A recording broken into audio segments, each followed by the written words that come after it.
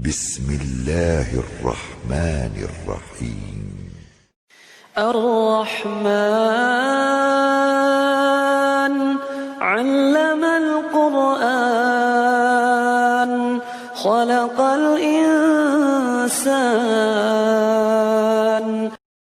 Man wajada sa'atan falam yudhi, barang siapa yang diberikan kemampuan untuk berkurban, mampu dia untuk membeli 1 ekor kambing, namun dia tidak membeli, dia tidak berkurban, kata Allah, kata Rasul sallallahu alaihi wasallam, man wajada sa'atan, siapa yang diberikan kelapangan itu, siapa yang Allah titipkan harta itu, dia lapang hidupnya, dia mampu membeli hewan kurban dan dia tidak berkurban, falam yudhi, kata Rasul sallallahu alaihi wasallam, fala yaqrabanna musallana, maka jangan dia dekati tempat sholat, kata Rasul sallallahu alaihi wasallam.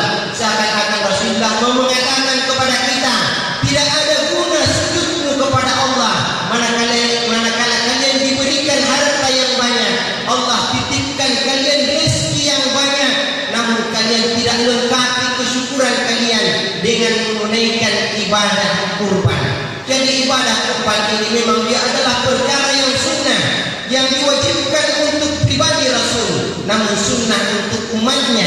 Tetapi posisi sunnahnya adalah sunnah muakkad, adalah sunnah yang sangat dianjurkan oleh Rasul sallallahu alaihi wasallam, bahkan tidak pernah ditinggalkan oleh baginda Nabi kita Muhammad sallallahu alaihi wasallam. Namun ketahuilah bahwa ibadah kurban ini adalah ibadah yang memiliki pahala yang besar di sisi Allah Subhanahu wa taala. Pahalanya besar, bahkan yang menjadi panitia kurban pahalanya luar biasa.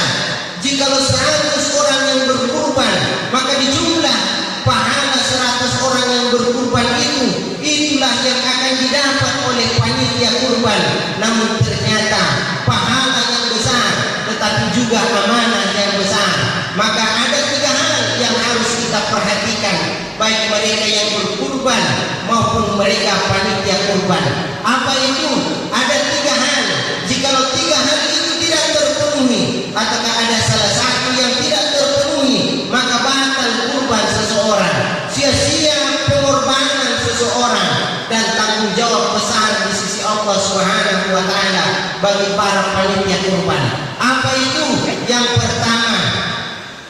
Yang pertama ialah diperhatikan umur hewan kurban tersebut.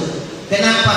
Umur hewan kurban adalah salah satu syarat ibadah kurban itu. Jangan hanya diperhatikan murahnya hewan tersebut, tetapi harus diperhatikan umurnya. Kambing umurnya 1 tahun, sapi umurnya 2 tahun, unta umurnya 5 tahun, dan domba umurnya setengah tahun. Ini adalah syarat ibadah kurban itu.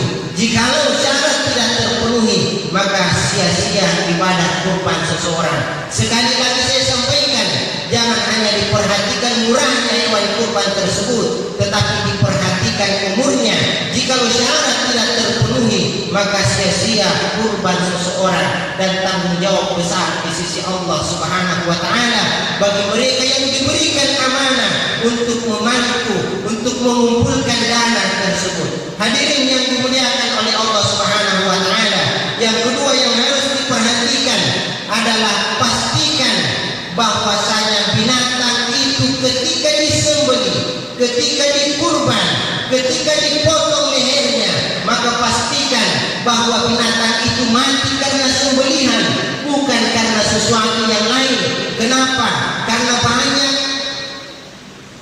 banyak yang terjadi yang di masyarakat kita karena ketidaksabaran, sehingga dilakukan langkah-langkah sehingga bisa mempercepat kematian hewan kurban tersebut. Ada yang mengiris ekornya, ada yang memasukkan pisau ke dalam tubuh hewan tersebut. Ketika ditanya untuk apa itu, apa katanya? Supaya cepat proses kematiannya. Hati-hati, jangan sampai binatang itu, hewan kurban itu mati bukan karena sembelihan, tetapi karena perkara yang lain.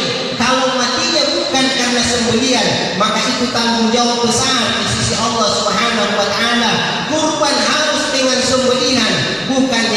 sesuatu yang lain. Kemudian yang ketiga yang harus diperhatikan ialah tidak boleh ada sesuatu pun yang ada pada hewan tersebut diperjualbelikan ataukah dijadikan upah. Datang orang menyembelih diberikan upah, apakah kulitnya ataukah tulangnya, maka ketahuilah tidak ada sedikit pun yang ada pada hewan kurban tersebut yang boleh diperjualbelikan ataukah dijadikan upah untuk yang memiliki hewan tersebut. Jikalau itu terjadi, maka bertanggung jawab di sisi Allah Subhanahu wa taala. Kenapa? Hewan kurban itu murni untuk disedekahkan, bukan untuk diperjualbelikan, bukan untuk dijadikan upah. Kalau ini diberikan kepada kalau kita memberikan kepada orang yang memilikinya tidak masalah, tetapi jangan dia atas nama upah. Kenapa? Karena haram atas nama upah ataukah diperjualbelikan. Itu tiga hal yang harus diperhatikan. Apakah mereka yang mau berkurban ataukah mereka yang menjadi panitia kurban. Kenapa? Ibadah kurban ini pahalanya besar, pengorbanan harganya juga besar, tetapi ketahuilah akan sia-sia di mata Allah manakala salah satu dari tiga ini yang kita langgar. Ini yang wajib kita perhatikan.